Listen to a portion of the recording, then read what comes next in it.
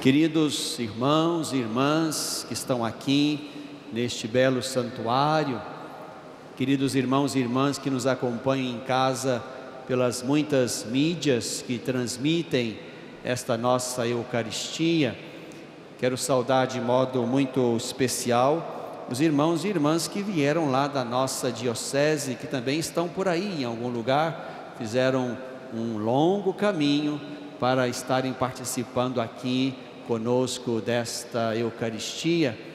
Que bom que mais uma vez aqui nesta casa de Maria nós nos encontramos para celebrar a Eucaristia neste dia do Senhor. Saúdo as religiosas que estão aqui conosco e uma saudação muito especial aos leigos e leigas que atuam aqui neste santuário, como também aqueles que nos assistem lá nas suas comunidades de origem, homens e mulheres que na igreja, com a igreja, a partir da igreja, encontram motivação, vigor, criatividade para agirem no mundo, nas estruturas do mundo, nos lugares, nas instituições, nos organismos, ali nas várias áreas onde se espera uma presença diferenciada. Este é o leigo, é aquele que toma lugar na comunidade, que aqui escuta a palavra, come da Eucaristia, alimenta-se de Jesus e vai para o mundo, vai para a família, vai para as realidades nas quais ele está inserido e ali dá um testemunho bonito de pertença a Deus.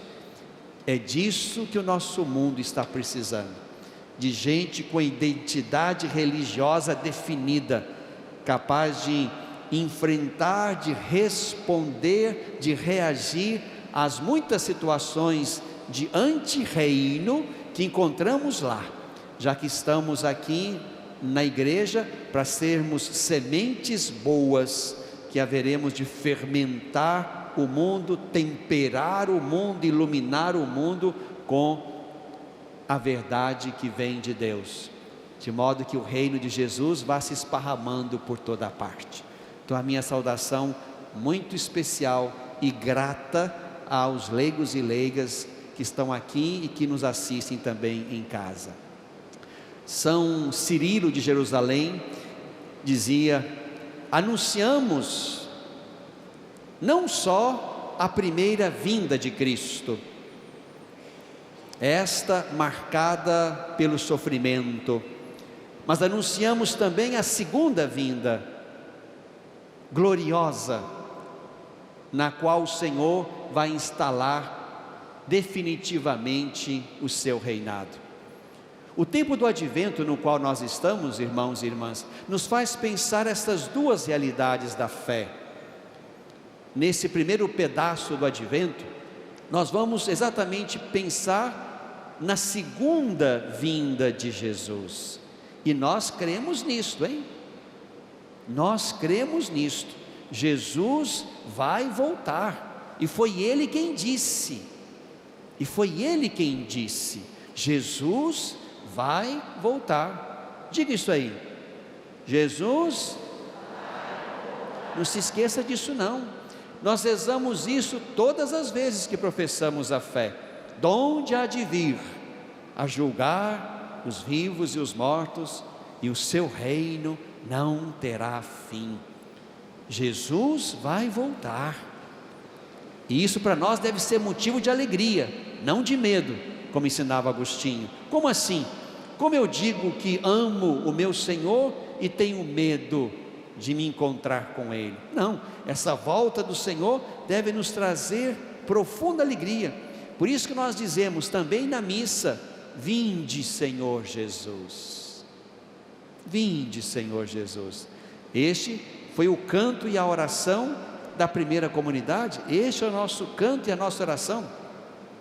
O que eu vou dizer agora, eu acho que vocês vão rir, mas é verdade, e digo do fundo do coração: quem dera se Ele voltasse antes que essa missa acabasse. e encontrar gente aqui fazendo coisa boa, coisa certa, coisa justa, porque foi isso que Ele mandou fazer enquanto não voltasse, fazer e celebrar a memória dEle. Jesus vai voltar. O tempo do advento, nessa primeira parte, vai nos fazer pensar isto. A partir do dia 17 de dezembro, aí vamos nos concentrando mais nos personagens que favoreceram o primeiro Natal, o único, na verdade, aquele no qual Deus nasce de Maria. E aí, nessa segunda parte do advento, vamos contemplar aqueles personagens que colaboraram com Deus para que fosse possível esse mistério que nos alegra o coração. Então, este é o tempo do advento em que nós estamos, um tempo de preparação do coração. As velas da coroa vão sinalizando para nós que o tempo vai adiantado, não só o tempo na direção do Natal, mas também o tempo na direção da volta do Senhor. Como lembra Paulo, agora estamos mais próximos do Senhor do que quando abraçamos a fé. E esta é a verdade. E aqui na segunda leitura que ouvimos hoje, tirada da segunda carta de Pedro, isso se põe como algo que a gente não pode esquecer. O Senhor não tarda a cumprir sua promessa, como pensam alguns, achando que demora. O Senhor está usando de paciência para convosco, pois não deseja que alguém se perca. Ao contrário, quer que todos venham a converter-se. A demora de Deus é favorável a nós. Enquanto Jesus não vem, estamos no tempo da conversão, da construção do nosso coração na direção dEle, de modo que haja um Deus que nos quer salvar e haja um coração que quer ser salvo. É aqui no meio do caminho que nos encontramos, um Deus que se aproxima para salvar e uma criatura humana desejosa de salvação. E aqui São Pedro desenha de modo muito bonito, apesar de talvez parecer à primeira vista um pouco desastroso e assustador, mas na Bíblia é assim. Quando Deus se aproxima para instalar o seu tempo, para colocar a sua ordem, aí é preciso que o velho ou as coisas velhas se dissolvam. Isso é muito comum na literatura da Bíblia, né? Isso que nós chamamos um pouco de estilo apocalíptico, isto é, o velho passa para que Deus instale o seu novo, ou a sua novidade. O dia do Senhor chegará como ladrão, então os céus acabarão com barulho espantoso, os elementos devorados pela chama se dissolverão, e a terra será consumida com tudo que nela se fez. Isto e o que vem depois é para indicar que acabou o tempo velho, e agora começa o tempo novo e bom de Deus, para o qual nós estamos indo. Então, a primeira coisa que queria convidar vocês a guardar de novo na memória da fé nesse dia é isto: Jesus vai voltar, e o que eu e vocês e quem está nos assistindo deve fazer é exatamente isto: preparar o coração. Preparar o coração é oferecer a Ele dia após dia e cada vez mais o nosso coração, permitir-nos que sejamos salvos, permitir que a salvação de Deus nos toque profundamente a partir de dentro. E exatamente esta a temática, digamos assim, a linha que costura as leituras que ouvimos hoje. No tempo do advento, ouviremos muitas vezes o profeta Isaías, como hoje mais uma vez, e aparece no texto do Evangelho de Marcos exatamente essa figura de João Batista, que retoma a palavra do profeta: preparai no deserto o caminho do Senhor, aplainai na solidão a estrada de nosso Deus. É assim que João Batista começa o seu ministério, retomando essas palavras, convidando, portanto, a conversão do coração na direção de Deus. Isso é importante, gente. Conversão não é simplesmente mudar de posição. Eu posso mudar de posição e parar no mesmo lugar. Conversão não é uma mera mudança de lado. Conversão é mudar na direção certa. Conversão é ir na direção de Deus. Isto é a conversão que Isaías proclama, convida. Isto é a conversão que João Batista proclama e convida. Conversão na direção de Deus, conversão na direção do Messias, do qual João Batista é o precursor. Depois de mim virá alguém mais forte, eu nem sou digno de me abaixar para desamarrar suas sandálias. Eu vos batizei com água, ele vos batizará com o Espírito. Isto é, o que João quer é levar a Jesus. O que o profeta Isaías quer é levar aquele povo que o escuta a Deus. O que a igreja quer, o que o advento quer, é nos levar a Jesus. E não é um levar passivo, de modo que simplesmente eu esteja diante dele. É um levar de modo que nós, os seus discípulos, queiramos ser como ele. Aqui está a conversão, gente. Eu me converto quando eu vou tomando para mim as feições de Jesus, quando eu vou trazendo para a minha humanidade a humanidade de Jesus. Isso é conversão para nós. Senão estaremos mudando de lado e parando ainda no lugar errado. Conversão é mudar na direção de Jesus, e não simplesmente para estar diante dele, mas tem que ser uma contemplação que nos leve a desejar ser como Jesus. Isto é a conversão que João Batista hoje nos convoca mais uma vez. É tirar tudo aquilo que há entre mim e Jesus, que me impeça de ter acesso a Ele, de ser como Ele, de fazer como Ele, de sentir como Ele. Isto é conversão. É a isto que eu e vocês todos somos chamados, nesse advento e todos os dias da nossa vida. Mas se não bastassem o profeta Isaías e João Batista, ainda há uma terceira pessoa que também quer nos levar a Jesus. E quem é a terceira pessoa? Maria, a Virgem de Guadalupe, como é invocada aqui entre vocês, como está colocada como padroeira do México, da América Latina, de toda a América. Esta, digamos, é a terceira voz que hoje quer falar ao nosso coração.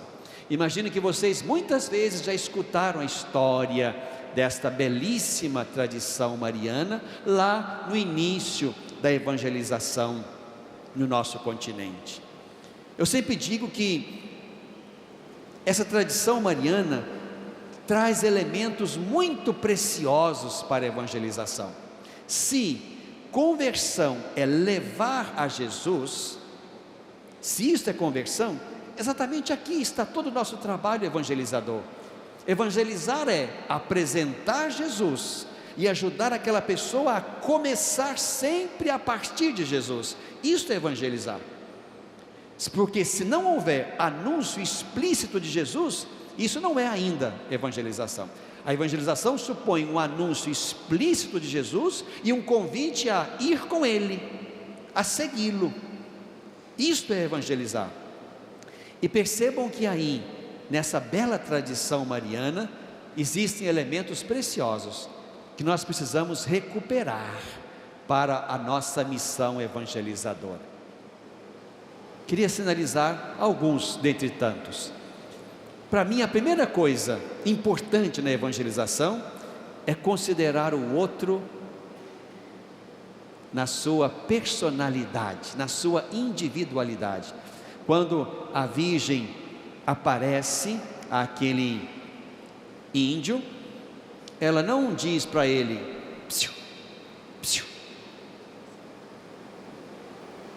Ela não faz barulho para chamar a atenção. Ela não assovia, como quem quer chamar a atenção de alguém.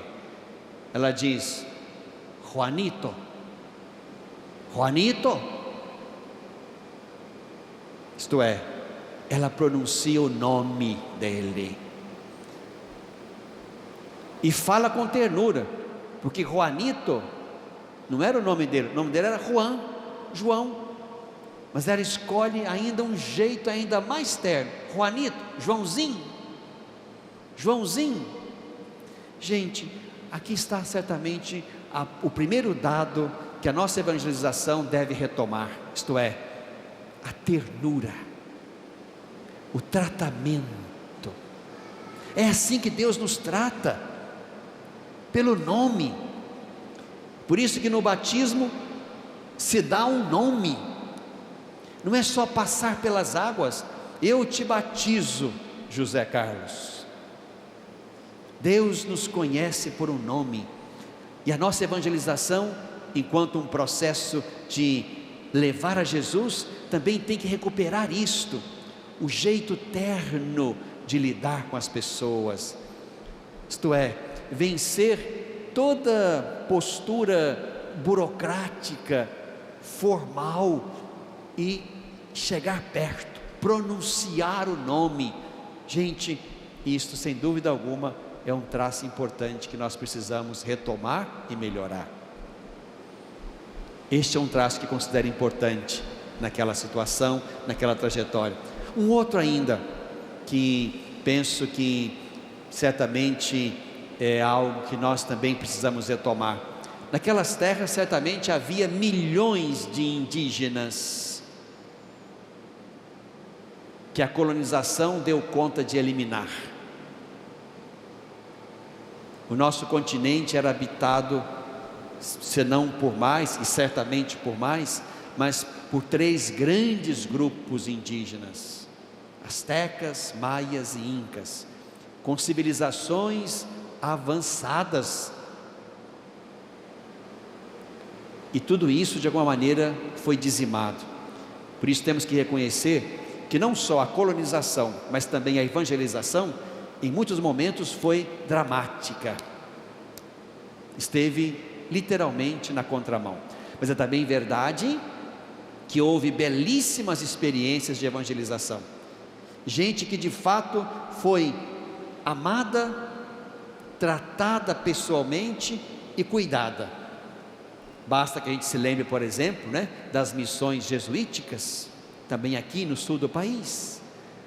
Houve missionários que aprenderam a língua dos indígenas, escreveram, como o nosso José de Anchieta, textos e livros e catecismos, para ajudar aquela gente a se converter a Jesus.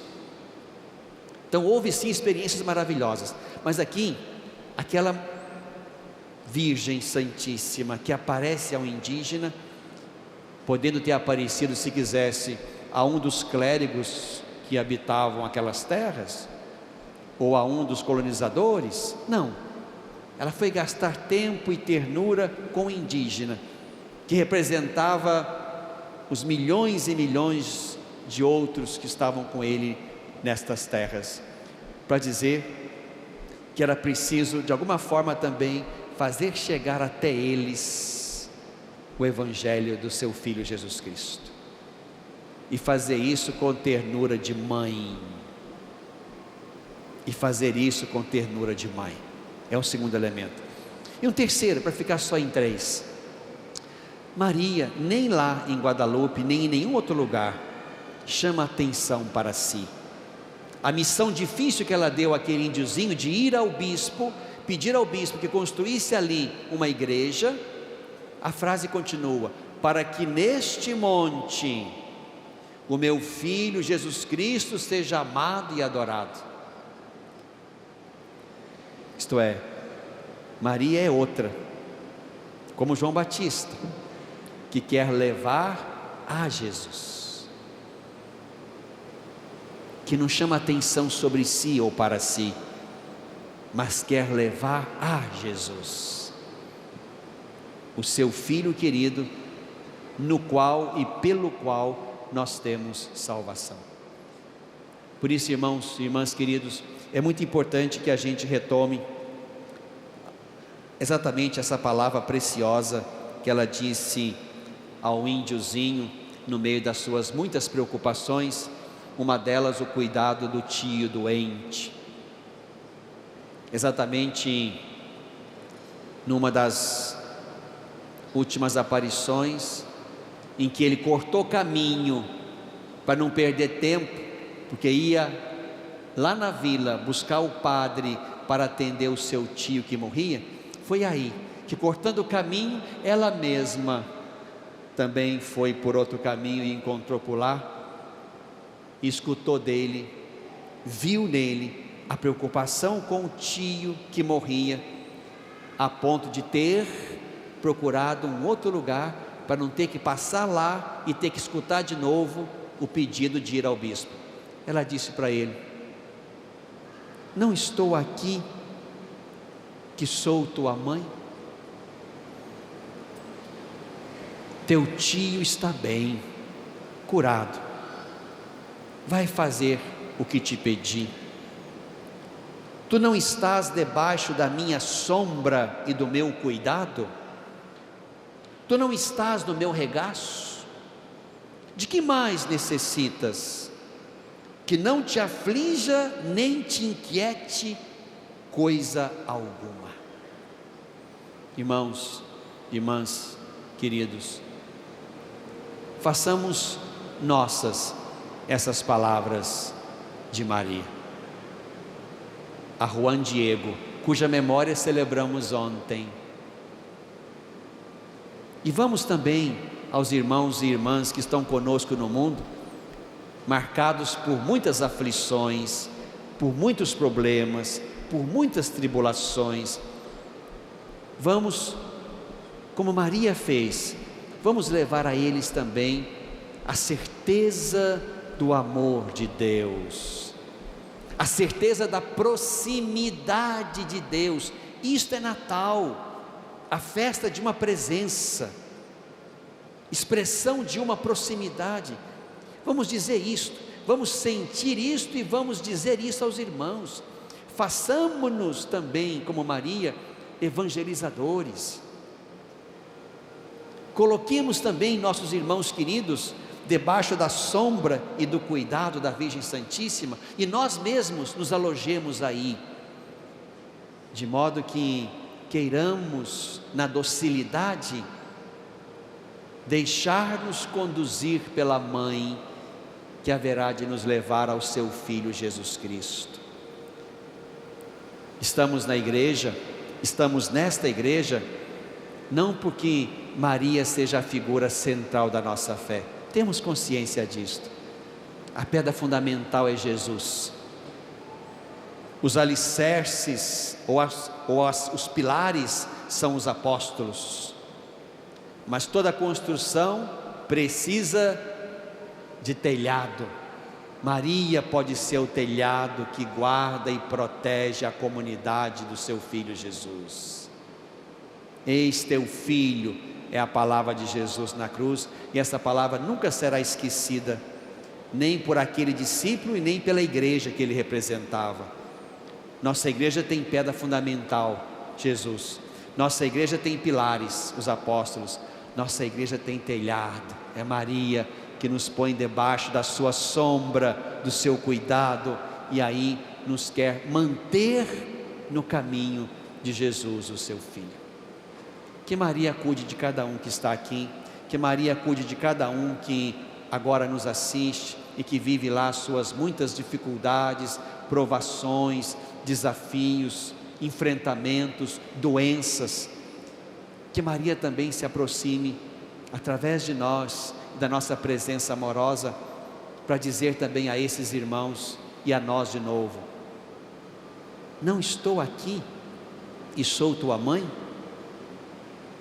Não te aflijas, não te inquietes, não te aborreças, eu cuido de ti e te levarei ao meu Filho Jesus.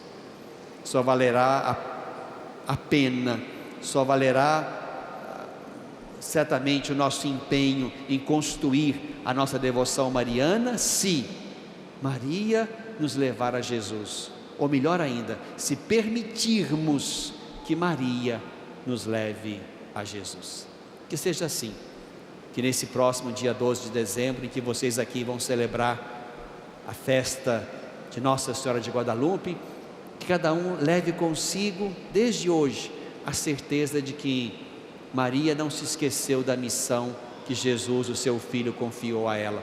Eis o teu filho, eis os teus filhos, eis os teus filhos, mãe, eis os teus filhos, mãe.